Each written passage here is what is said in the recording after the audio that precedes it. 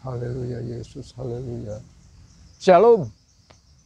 Sekali lagi shalom saudara-saudaraku yang dikasihi oleh Tuhan. Senang sekali bisa berjumpa lagi pada kesempatan kali ini, walaupun kami menjumpai melalui rekaman video ini. Tetapi kiranya kita akan sama-sama belajar firman-Nya dan kita akan sama-sama diberkati oleh Tuhan. Saudara-saudaraku, mari, mumpung masih ada banyak waktu dan banyak kesempatan, kita mau bersekutu, kita mau sekali lagi datang belajar untuk belajar firman-Nya. Saudara-saudara, ambil Alkitab saudara, mari buka Alkitab saudara, kita mau belajar. Saya mau mengajak kita belajar dari kitab Ulangan. Kitab Ulangan pasal yang ke-11, ayatnya yang pertama. Ulangan pasal 11 ayat yang pertama.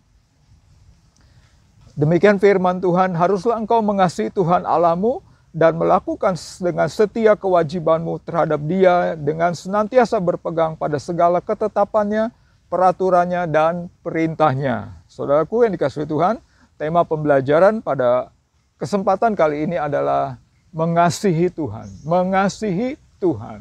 Ya, dikatakan di dalam kitab Ulangan pasal 11 tadi, haruslah engkau mengasihi Tuhan. Harus, ada kata keharusan, ada kata kewajiban, ada kata di sana artinya kita harus sungguh-sungguh saudara-saudara.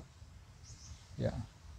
Bukan pilihan, bukan opsional, bukan saudara-saudara, bukan mau-maunya kita, tapi memang kewajiban, keharusan, kemutlakan, syaratnya. Itu yang Tuhan mau saudara. Jadi the new normal artinya kita hidup sesuai dengan kehendak Bapa. Apa itu kehendak Bapa? Kehendak Tuhan yaitu mengasihi Tuhan dengan sungguh-sungguh. Sekali lagi sama seperti Kristus. Tuhan Yesus waktu Dia datang ke dunia ini, Dia datang bukan untuk main-main. Dia datang bukan untuk jalan-jalan. Dia datang bukan untuk foya-foya senang-senang. Tetapi melakukan kehendak Bapa dan mengasihi Tuhan. Di dalam kitab Matius 22 ayat 37, jawab Yesus kepadanya, kasihilah Tuhan Allahmu dengan segenap hatimu, dengan segenap jiwamu, dan dengan segenap akal budimu. Itulah mengasihi Tuhan. Untuk lebih jelasnya, mari kita mau belajar. Ada 3 poin saudara-saudara. Ada 3 poin saudara-saudara. Jadi yang namanya mengasihi itu ada pembuktian. Yang namanya mengasihi itu ada pembuktian. Ketika saudara mengasihi seseorang, saudara harus membuktikan bahwa saudara mengasihi. Itulah buktinya, itulah tandanya, itulah konkretnya. Yang namanya mengasihi. Sama seperti Kristus juga. Mengasihi kita dan Dia membuktikannya. Dengan mati, rela mati di kayu salib menembus dosa-dosa saudara dan saya. Saudara, mari kita lihat. Bagian yang pertama, Yohanes 4 ayat 23 sampai 24. Jawab Yesus, jika seorang mengasihi aku, ia akan menuruti firman-Ku dan Bapa-Ku akan mengasihi dia. Dan kami akan datang kepadanya dan diam bersama-sama dengan dia. Barang siapa tidak mengasihi aku, ia tidak menuruti firman-Ku. Dan selanjutnya, saudaraku yang dikasihi Tuhan. Dalam ayat ini jelas berkata, barang siapa mengasihi aku, akunya itu Tuhan Yesus. Dan ini Tuhan Yesus yang berkata. Pembuktian mengasihi Tuhan yang pertama adalah menuruti firman-Nya, saudara. Dan ini mutlak, ini harus sekali lagi, haruslah engkau mengasihi. Bagaimana mengasihi Tuhan pembuktiannya? Mengikuti firman-Nya. Tidak ada kata tidak ada pilihan lain, saudara-saudara. Memang kita harus mengikuti firman-Nya. Bukti bahwa kita mengasihi Tuhan, kita mengikuti firman-Nya. Walaupun apa harganya, walaupun apa resikonya, tetap kita harus mengikuti firman-Nya. Saudara-saudaraku yang dikasihi Tuhan, seperti juga Tuhan Yesus. Tuhan Yesus mengasihi Bapa di surga. Dia buktikan saudara-saudara mengikuti firman-Nya. Kata Bapa, engkau harus rela mati. Engkau harus mati di kayu salib, kira-kira begitu. Saudaraku yang dikasihi Tuhan. Banyak tokoh-tokoh di Alkitab juga membuktikan begitu. Daniel, Sadrak, Mesak, Abednego, Yosua, Musa, Abraham, semuanya saudara-saudara. Ya. Bahkan kita sama-sama tahu kisah tentang Abraham yang mengorbankan Ishak anaknya yang tunggal. Ketika Bapa di surga, ketika Tuhan Allah minta, Abraham, korbankan anakmu. Saudaraku yang dikasihi Tuhan, Abraham menuruti firman Tuhan. Menuruti firman Tuhan. Pembuktian kasih yang pertama adalah kita menuruti firman Tuhan. Itu buktinya kita mengasihi Tuhan. Pertanyaannya, sudahkah kita mengasihi Tuhan dan kita menuruti firman-Nya? Kalau kata firman Tuhan jangan nyontek, ya harusnya tidak menyontek. Kalau kata firman Tuhan jangan mencuri, ya harusnya tidak mencuri.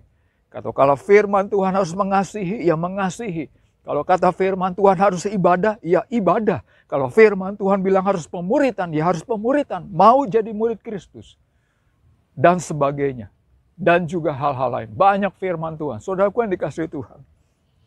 Pertanyaannya, sudahkah kita menuruti firman-Nya? Sekali lagi. Di dalam kitab 1 Yohanes 5. 1 Yohanes 5 pasal 3. Sebab inilah kasih kepada Allah. Yaitu bahwa kita menuruti perintah-perintahnya. Bahwa kita menuruti perintah-perintahnya. Perintah-perintahnya itu tidak berat. Tidak berat, saudara-saudara. 1 Yohanes pasal 5 ke sana. Ya. Banyak orang Kristen mengeluh, aduh firman Tuhan begini. Ya. Aduh saya disuruh memberi persembahan. Aduh saya disuruh memberi persembahan persepuluhan. Waduh persepuluhan saya kan besar. Lebih enak dipakai buat jajan-jajan. Beli McDonald, beli ke KFC. Saudaraku yang dikasih Tuhan. Oh, itu namanya kita belum menuruti firman Tuhan. Dan waktu kita belum menuruti firman Tuhan, berarti kita belum mengasihi Tuhan. Saudaraku yang dikasihi Tuhan. Bukti bahwa kita mengasihi Tuhan, kita menuruti firman-Nya. Segala firman-Nya. Poin yang kedua kita belajar, saudara-saudara. Yohanes pasal 21 ayat 15 sampai yang ke-19. Bagian yang kedua, Yohanes pasal 21 ayat 15 sampai 19. Sesudah sarapan, Yesus berkata kepada Simon Petrus, Simon, anak Yohanes, apakah engkau mengasihi aku lebih daripada mereka ini? Jawab Petrus kepadanya. Jawab Petrus kepadanya, kepada Tuhan Yesus maksudnya. Benar Tuhan, engkau tahu bahwa aku mengasihi engkau. Kata Yesus kepadanya, kepada Simon, gembalakanlah domba-dombaku. Saudaraku yang dikasihi Tuhan, saya hanya membaca di ayat 15. Saudara bisa membaca di Alkitab saudara sampai ayat yang ke-19. Ini percakapan Tuhan Yesus dengan Simon Petrus. Ketika Simon Petrus pernah mengkhianati Tuhan Yesus, katanya mengasihi Tuhan. Katanya mengasihi Tuhan, tapi dia tidak sungguh-sungguh, saudara. Lalu ketika berjumpa lagi Tuhan Yesus dengan Simon Petrus, Tuhan Yesus berkata, Simon, apakah engkau mengasihi aku? Kata Simon, ya Tuhan, engkau tahu bahwa aku mengasihi engkau. Tuhan Yesus berkata, gembalakanlah domba-dombaku. Sampai 3 kali Tuhan Yesus berkata seperti ini. Tuhan Yesus mau menegaskan kepada Simon. Tuhan Yesus mau betul-betul menegaskan kepada Simon. Simon, apakah engkau benar mengasihi aku? Kata Simon, lalu Simon dengan sedih hati. Kalau saudara lihat di Alkitab, saudara membaca. Di sana Simon berkata, dengan sedih hati Simon mengatakan, iya Tuhan, aku mengasihi engkau. Lalu apa jawab Yesus? Lalu Yesus berkata, gembalakanlah domba-dombaku. Artinya apa? Melayani, saudara-saudara. Kalau kita mengasihi Tuhan, maka kita harus mau melayani. Tidak ada pilihan. Melayani itu bukan bisa nggak bisa. Bukan ketika waktu kosong. Bukan ketika kita tidak ada kerjaan. Ketika kita tidak sedang sibuk. Saudara, no. Bukan. Itu banyak orang Kristen berkata demikian. Melayani itu artinya kewajiban. Melayani itu keharusan sekali lagi, saudara. Ayat tadi di awal, haruslah engkau mengasihi Tuhan. Mengasihi Tuhan itu keharusan. Melayani itu keharusan kita. Sebagai respon kita bahwa kita sudah sungguh-sungguh menerima penebusan dosa, diselamatkan. Lalu kita mengasihi Tuhan. Responnya apa? Kita mau melayani Tuhan. Melayani Tuhan dengan tulus. Melayani Tuhan dengan segenap hati. Melayani Tuhan dengan segenap jiwa. Saudara-saudara, di dalam Roma pasal 12 ayat 11 di sana dikatakan, janganlah hendaknya kerajinanmu kendor, biarlah rohmu menyala-nyala dan layanilah Tuhan. Layanilah Tuhan. Saudaraku yang dikasihi Tuhan, sudahkah kita selama ini terlibat dalam pelayanan? Atau kita hanya ego sendiri saja? Kita maunya nyaman di rumah. Kita tidak mau diganggu dengan kesibukan pelayanan. Kita merasa capek. Aduh, saya sudah capek kerja, sudah capek kuliah, bikin laporan, bikin tugas. Aduh, harus melayani lagi. Saudaraku yang dikasihi Tuhan. Jika kita belum mau melayani, maafkan saya mau berkata, sudahkah kita sungguh-sungguh mengasihi Tuhan? Bukti bahwa kita mengasihi Tuhan, kita mau melayani Tuhan. Apapun resikonya, apapun kesibukan kita, bagaimanapun situasi dan kondisi kita.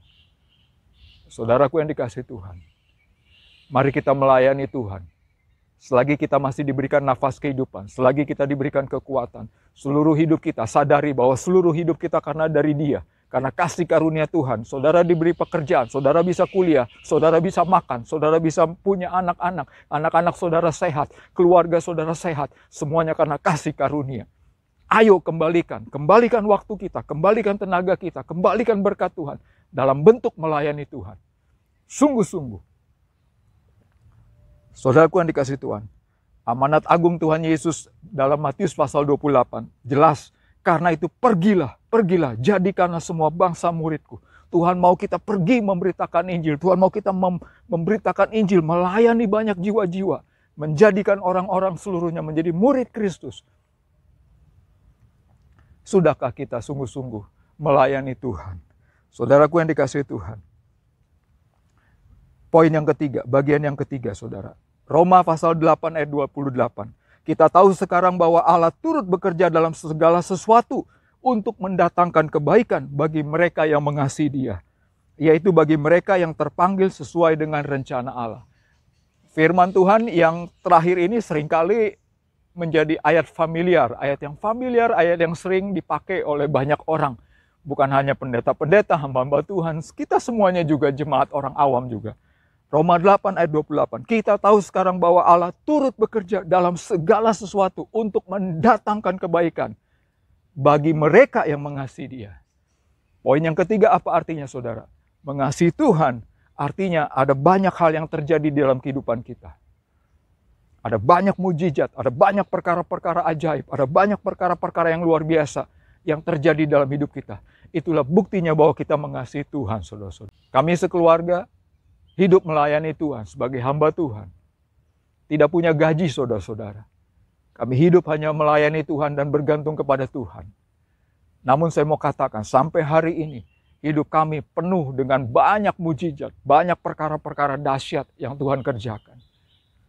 Saudaraku yang dikasihi Tuhan, pembuktian bahwa orang mengasihi Tuhan, di dalam kehidupannya banyak perkara-perkara rohani, banyak perkara-perkara ajaib, banyak perkara-perkara dahsyat yang terjadi. Saudaraku yang dikasihi Tuhan, sudahkah itu terjadi di dalam kehidupan kita? 1 Korintus 2 ayat 9 sebagai ayat penutup. 1 Korintus 2 ayat 9. Tetapi seperti ada tertulis, apa yang tidak pernah dilihat oleh mata, dan tidak pernah didengar oleh telinga, dan yang tidak pernah timbul dalam hati manusia, semua itu disediakan Tuhan.